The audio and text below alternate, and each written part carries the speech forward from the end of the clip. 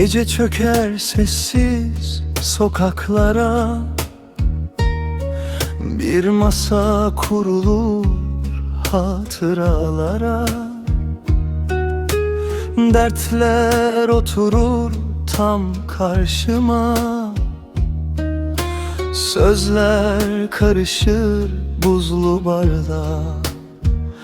Ay ışığı düşer denize, eski bir şarkı gelir dilime. Gidenler geri dönmez mi diye bir soru kalır içimde. Kadehler dolu ama kalp boş, zaman akıyor her şey yavaş. Bir anı saklı her yudumda, sessizlik bağırır odamda. Ve gece yine susturur beni, kendimle baş başa bırakır gibi.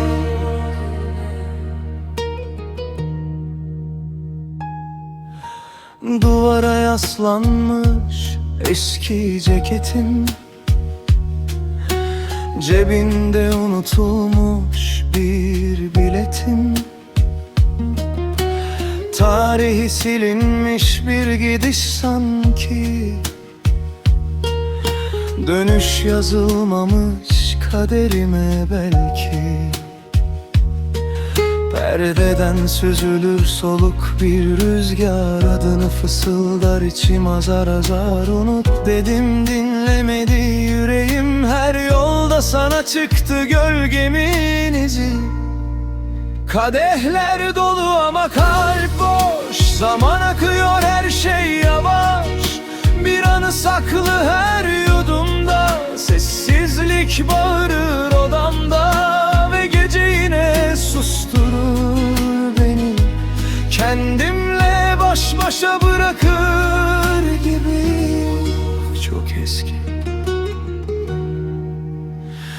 Belki de haklıydın, belki de ben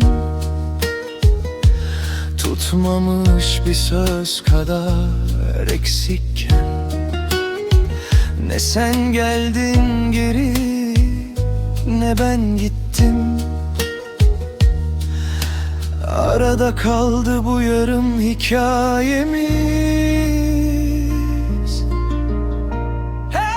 Kadehler dolu ama kalp boş, zaman akıyor her şey yavaş.